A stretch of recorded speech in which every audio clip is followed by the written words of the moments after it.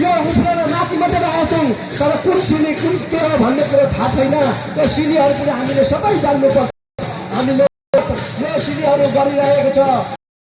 अब जुन मछामा सिली थियो मछामा सिली सकेर अब जुन यो सिली गरिरहेको छ यो सिली भएको चाहिँ अब 16 आपा सिली। 16 आपा सिली भनेको कुखुराको भालेहरू एउटा सुरु 16 आपा भन्छ, एउटा धिरी वाप्पा भन्छ, एउटा छिरी वाप्पा भन्छ हाम्रो चाम्लिङ कुराबाट र मध्य चाम्लिङ राई भयो। र 16 आप्पाको अहिले जुन सिली अक्कल गर्दै 16 आप्पाको सिली उहाँहरूले हाम्रो कलाकार भाइहरूले गरिराख्नु भएको छ।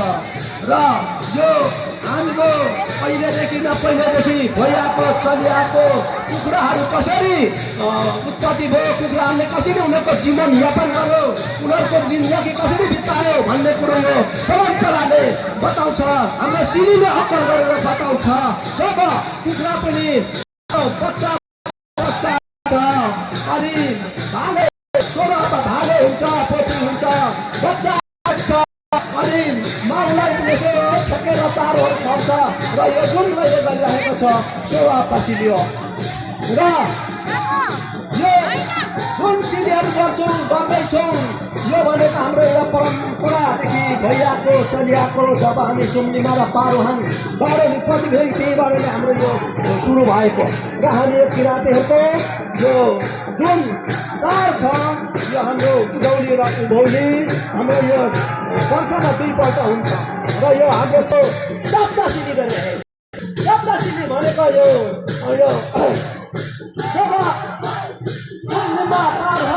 जब सल्पा सिलिन्छौँ जबखेरि बाघहरू भेट्छ तब त्यहाँ नै हाम्रो सल्पा सिलिङतिर बाघहरूको देखेर बाघ चाप्चा भन्छौँ म चाम्लिङले। तर मैले बाघ पनि भने कतिले बुझ्नुहुन्न। त्यसले गर्दा यो चाप्चा सिली देखेर हामी अक्कल गरिरहेछौँ, नक्कल गरिरहेछौँ। त्यही चाप्चा सिलीको अहिले हाम्रो कलाकार भाइ बहिनीहरूले चाप्चा सिलीको नक्कल गर्दै उहाँहरूले नाचिराख्नु भएको छ। र हाम्रो यो चाप्चा सिली चाप्चा भनेको बाघ हो। र हामी उत्पत्ति हुँदा 4वटा उत्पत्ति भएको छ। जेठा चाप्चा, बर्पा भनेको भालु, खिप्पा भन्छौँ कुकुरलाई, त्यो भनेको साइला। यसरी नै हामी हुँदैखेरि लास्टमा हचा आउँछ। हचा भनेको हामी मान्छे हो। त्यसले गर्दा त्यतिखेरदेखि नै हामीले यो सुरु गरेको हाम्रो यो सिलीहरू सबै अक्कल नक्कल गर्दै हामीले तपाईँहरूले सबैले गर्दै दाजुभाइहरूको यो हाम्रो एकदम अनिवार्य अत्यन्त डर हो, एकदम राम्रो अनिवार्य कुराहरू हो। हामीले सिक्नुपर्छ, हामीले जान्नुपर्छ। र यहाँ अहिले म टोली प्रमुखको हैसियतले यहाँहरूमा प्रति म यो सिलीको व्याख्या पनि गरिरहेको छु। त्यसले भने यो सिली कुन रहेछ के रहेछ भनेर उहाँहरूले पनि बुझोस् भनेर यहाँ सिली व्याख्या गर्दै गरिरहेको छु। र अब यो सिली गरिरहेको छ। उहाँहरूले हाम्रो कलाकार भाइ बहिनीहरू नाचिरहेछ, रमाइरहेछ। हाम्रो यो किराँत भाइहरूको एकदम हाम्रो भव्य र सत्य एकदम उज्जवल राम्रो रमाइलो गर्ने मौका पनि हो। र यो हाम्रो पहिला त्यस्तो साह्रो गर्ने मौका पनि थिएन, त्यस्तो साह्रो हाम्रो खुल्ला पनि थिएन। तब त अहिले बल्ल बल्ल हामी यस्तो खुल्ला भयो, राम्रो भयो। र हामी नेपालमा मात्र होइन यो सिलीहरू गर्ने, देश विदेश हरेकमा यो सिलीहरू अहिले नाचिरहेको छौँ, गरिरहेको छौँ।